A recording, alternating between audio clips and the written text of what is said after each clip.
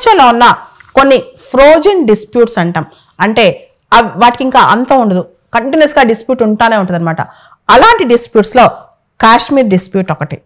అయితే ఇప్పుడు cease fire India Pakistan మధ్య ప్రస్తుతం జరిగిన సీజ్ ఫైర్ అంటే ఈ పెహల్గామ్ టెర్రర్ అటాక్ తర్వాత, ఆపరేషన్ సింధూర్ తర్వాత ఇండియా పాకిస్తాన్ మధ్య ఘర్షణలు టెంపరీగా లేదా శాశ్వతంగా ఆపాలని చెప్పిన ఈ సీజ్ ఫైర్ అనేది ఎవరి వల్ల జరిగింది? ప్రపంచవ్యాప్తంగా ఈ చర్చ జరుగుతుంది. ఓ పక్క డొనాల్డ్ ట్రంప్ ఇది నేనే చేశాను, ఇది కామన్ సెన్స్ ప్రివేల్ అయింది, అమెరికా మధ్యవర్తిత్వం వహించింది, మా వల్ల ఇదంతా జరిగిందని చెప్పి డొనాల్డ్ ట్రంప్ తన ట్రూత్ సోషల్లో చెప్పుకొస్తున్నారు. అంతేకాదు Donald Trump, JD Vance, Marco Rubio అందరూ ఇన్వాల్వ్ అయినట్లు రీసెంట్గా మార్కో రూబియో కూడా ఒక స్టేట్మెంట్ ఇచ్చారు. ఇండియా పాకిస్తాన్ రెండు అగ్రి అయ్యాయి, ఒక న్యూట్రల్ ప్లేస్లో అంటే తటస్థమైన దేశంలో ఒక దానిలో కూర్చుని వీళ్ళు చర్చలు జరుపుకుంటారని చెప్పి. అయితే ఇండియా ఎప్పుడు అలాంటి వాటికి ఎప్పుడు ఒప్పుకోలేదన్నమాట. అది కూడా రాంగ్ స్టేట్మెంట్ అనేది చెప్పాలి. ఇక్కడ ఇంకో పక్క Pakistan prime minister Shahbaz Sharif Donald ట్రంప్కి థ్యాంక్స్ చెప్పారు. మీరు చక్కగా మా ప్రాబ్లమ్ని సాల్వ్ చేశారు, మా సీజ్ ఫైర్ని తీసుకొచ్చారు కాబట్టి థ్యాంక్స్ అని చెప్పి ఏం చెప్తున్నారనమాట. అయితే ఇండియా మాత్రం ఇదంతా కాదు, పాకిస్తాన్ మమ్మల్ని అప్రోచ్ అయింది, ఇది ద్వైపాక్షికంగానే ఈ సీజ్ ఫైర్ కుదిరింది, దీనిలో అమెరికాకి ఏం సంబంధం లేదు, ఏ థర్డ్ పార్టీకి సంబంధం లేదని చెప్పి భారతదేశం అంటుంది. అయితే దీనిలో ఏది కరెక్ట్, అసలు ఏంటిది అనేది ఒకసారి చూద్దాం అనమాట.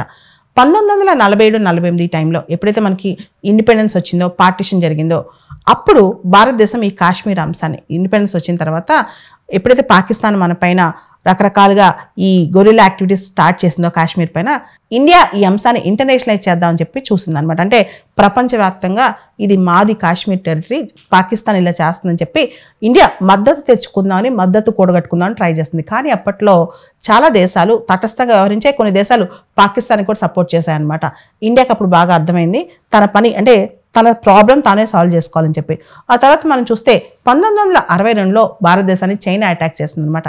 చేసినప్పుడు కూడా చాలా దేశాలు భారతదేశానికి సహాయం చేయడానికి ముందుకు రాలేదు, ఇండియాని డీల్ చేసుకోవాల్సి వచ్చింది. ఆ తర్వాత 1965లో మనకు తెలుసు ఇండో పాక్ వార్ జరిగింది. తర్వాత 1971 బంగ్లాదేశ్ లిబరేషన్ అప్పుడు కూడా అమెరికా పాకిస్తాన్ మద్దతుగా వచ్చింది. యుఎస్ఎస్ ఎంటర్ప్రైజ్ అని చెప్పి ఒక వార్షిప్ కూడా తీసుకొచ్చేసింది అనమాట అమెరికా పాకిస్తాన్కి మద్దతుగా బే ఆఫ్ బెంగాల్ వాటర్స్లోకి. ఇదంతా గమనించిన ఇండియా 1972లో షిమ్లా ఒప్పందం సైన్ చేసుకునేటప్పుడు, షిమ్లా అగ్రిమెంట్ ఏదైతే సైన్ చేసుకుందో ఆ టైంలో కాశ్మీర్ అంశం ఏదైతే ఉందో అది ద్వైపాక్షికంగానే, ఏ విధంగా కాశ్మీర్ అంశంలో చర్చలు జరిగినా, ఏ విధంగా కాశ్మీర్ అంశంలో రిజల్యూషన్ కోసం పోరాడినా అదంతా కూడా ద్వైపాక్షికంగా, అంటే ఇండియా పాకిస్తాన్ మధ్య జరగాలి, థర్డ్ పార్టీ ఇన్వాల్వ్మెంట్ వద్దు అని చెప్పి. ఇక్కడ మనకు ప్రత్యేకంగా ఒక అంశం గమనించాలి. ఇందిరాగాంధీ అప్పుడు ప్రైమ్ మినిస్టర్ అనమాట. అప్పట్లో ఇందిరాగాంధీ గారు ఒక సిద్ధాంతాన్ని బాగా గట్టిగా నమ్మేవాళ్ళు, అదే మున్రో డాక్ట్రిన్ అంటాం. మున్రో డాక్ట్రిన్ అంటే ఇది అమెరికన్ డాక్ట్రిన్ అనమాట. బేసికల్గా ఏదైనా ఇరు పార్టీస్ మధ్య, అంటే రెండు పార్టీస్ మధ్య ఒక ఇష్యూ వచ్చినప్పుడు థర్డ్ పవర్ని ఎంగేజ్ చేయకుండా ఉంటాం, థర్డ్ పవర్ని బయట పవర్ని తీసుకొచ్చి అక్కడ పెట్టకుండా ఉంటాం అనమాట. సాధారణంగా ఇలాంటి థర్డ్ పవర్స్ పాకిస్తాన్కి కావాలి కానీ భారతదేశానికి అవసరం లేదు. కారణం ఏంటంటే పాకిస్తాన్ అనేది ఎలా చెప్పినా అది ఒక వీక్ పవర్, ఇండియా అనేది స్ట్రాంగ్ పవర్ అనమాట. ఎప్పుడైనా వీక్ పవర్ అనేది ఎవరో ఒకరి షోల్డర్ మీద ఆధారపడాలి, స్ట్రాంగ్ పవర్ అవసరం ఉండదన్నమాట స్ట్రాంగ్ పవర్కి. సో ఇండియా ఎప్పుడు కూడా ఇండియా పాకిస్తాన్ మధ్య ముఖ్యంగా ఈ కాశ్మీర్ ఇష్యూని ఇంటర్నేషనలైజ్ చేసి అంతర్జాతీయ మద్దతు తీసుకుని థర్డ్ పార్టీని తీసుకొచ్చి కూర్చోబెట్టుకుని ఇలా ఇండియా ఆలోచించట్లేదు ఈ మధ్య. ఇదంతా పక్కన పెడితే కార్గిల్ వార్ టైంలో కూడా మనం చాలా జాగ్రత్తగా చాలా టఫ్ ఫైట్ ఇచ్చామన్నమాట. ఇదంతా కూడా భారతదేశం స్వయంగా చేసుకుంది. ఇక్కడ ఇండియా పాకిస్తాన్ మధ్య కొన్ని అంశాలు స్పష్టంగా మనం తెలుసుకోవాలి. ఒకటి కాశ్మీర్, రెండో టెర్రరిజం. కాశ్మీర్ కంటే కూడా పాకిస్తాన్తో మనకున్న అసలైన సమస్య టెర్రరిజం అనమాట.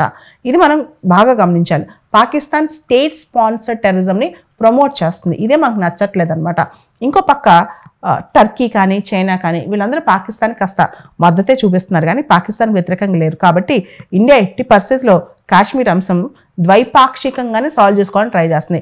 కాశ్మీర్ అంశమే కాదు, మనం గమనిస్తే కనుక ఇండియా పాకిస్తాన్ సంబంధించిన ఏ అంశమైనా సరే, అది టెర్రరిజం కావచ్చు, కాశ్మీర్ కావచ్చు, లేకపోతే ఈ ర్యాన్ ఆఫ్ కచ్ అంశం కావచ్చు, ఏదైనా కావచ్చు, ఇవన్నీ కూడా ఇండియా జాగ్రత్తగా సాల్వ్ చేసుకోవాలనుకుంటుంది కానీ అంతర్జాతీయంగా చాలా దేశాలను తీసుకొచ్చి ఇక్కడ పెట్టి మధ్యవర్తిత్వం ఇండియా కోరుకోవట్లేదు అనమాట.